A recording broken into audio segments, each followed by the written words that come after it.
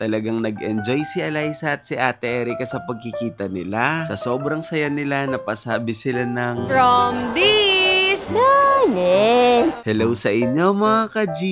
11 AM na nga nung umaga nung sinundo kami ni Ate Erica sa bahay. Eliza, bongga ka. Talagang sinusundo ka pa ng isang Miss Erica. Sana all. At pagkababa nga namin dito agad sa SM Clark, meron agad nagpa-picture kay Ate Erica at Eliza. Mga ka-G, pagpasok namin dito sa mall, talagang na-excite ako sa mga mangyayari. Pagkapasok namin, meron agad nag-approach kay Eliza na taga-suporta. At kay Ate Erica nyo rin, grabe, ang dami nagpapapicture sa kanya. Ang una naming ganap dito sa mall, sumakay kami dito sa may carousel. Mga ka-G, talaga na-enjoy ni Eliza yung pagsakay niya dito, pero ako parang nahihilo talaga ako. Sign na yata to na tumatanda na ako. At talagang G na G tong Ate Erica ninyo. Tignan nyo, sumakay pa talaga siya dito sa may bus. Sobrang na-appreciate ko talaga yung mga ginagawa ni Ate Erica para kay Eliza. Imagine tong taong to, sobrang busy nito, napakadaming ginagawa. Kaya naman talagang nagpapasalamat ako sa inyong dalawa ni Bunso. Paring Arian, maraming salamat ha.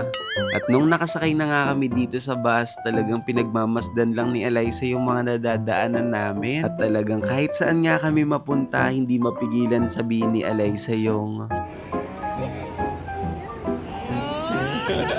at talagang ikinis pa nga talaga ni Eliza si Ate Erica. Matapos naming sumakay sa bus, grabe, merong mga nag-aabang na magpa-picture kay Ate Erica at Eliza. At talagang kahit saan nga kami mapunta sa sulok ng mall na to, ang dami nagpapa-picture kay Ate Erica. At ayan, dahil alas 12 na, nabili na kami ng Jollibee. Dito na kami nakain sa food court dahil merong available na mga upuan dito. Habang naglalakad nga kami dyan, merong tumawag kay Eliza. At mabuti na lang talaga nakikipag-appear si Eliza. Hindi ko na masyado na videoan nung kumakain kami dahil busy akong sinusubuan si Eliza. Pero ayan, pinagsasakal niya ako. Matapos namin kumain, grabe, hindi ko expect na pamimili ni Ate Erica si Eliza. Ang sabi ko lang talaga kasi kay Ate Erica, kahit ma-meet niya lang si Eliza, kahit makapagyakapan lang sila sa personal. Pero hindi, talagang mapilit ang Ate Erica ninyo. Grabe, sobrang bait talaga ni Ate Erica. Kaya yung mga followers niya, hindi kayo nagkamali ng ipa-follow at susuportahan na influencer. Ano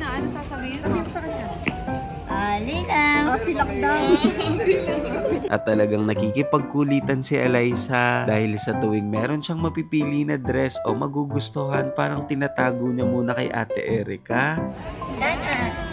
Wala na, nasa na naman. Si Eliza, sobrang hilig niya kasi talaga dun sa mga may flowy-flowy na dress. At yung tawag ni Eliza sa mga dress, gown. At ayan, nung nandito na kami sa bilihan ng mga toys, tinataguan na naman ni Eliza si Ate Erica niya. Ang sarap makita ni Eliza ang nakangiti. Itong ganitong klaseng ngiti, yung hindi matutumbasan ng kahit ano. At habang binibili siya ni Ate Erica ng Barbie, marunong din pala maging choosy tong si Eliza. Anong gusto mo? Yun yan. Ayaw mo to. Alam niya talagang ayaw niya. Sumisigaw na nga dyan si Mama at binabawalan niya si Eliza na tama na. Napaka-practical talaga ni Mama dahil gusto niya akong ibibili daw siya ng laruan ni Ate Erica, yung magagamit talaga niya at yung pwedeng meron siyang matutunan. Shoutout nga pala kay Kuya dahil simula pa lang nung una pinapanood niya na daw kami. At ayan, nandito na kami sa bilihan ng shoes. Binili siya ng black shoes ni Ate Erica para daw meron siyang magamit sa pagpasok niya sa school. Daw! Eliza, sobrang saya mo naman. May pasigaw-sigaw ka pa ng gown. At talagang habang nagbabayad si Ate Erica, talagang pinapakatitigan niya. At nung ibinigay na ni Ate Erica yung mga gift niya para kay Eliza, nagtago ulit si Eliza. Mga ka-G, habang nandito tayo sa mundo, habang nabubuhay tayo, gawin na natin lahat ng kaya nating gawin para mapasaya yung mga mahal natin sa buhay. Oo mga ka-G, dumadami yung mga viewers at yung mga followers natin. Pero hindi ko naman kasi madadala sa heaven yan pag namatay ako. Iiwan ko lahat yan dito sa mundo. Ang gusto kong sabihin mga ka-G, huwag kayong magdalawang isip kung ano yung gusto nyong gawin sa pamilya ninyo para mapasaya sila. From this Darling. Dahil yung tuwa na naparanas nyo sa kanila, kailanman hindi na yun mananakaw ng kahit sino.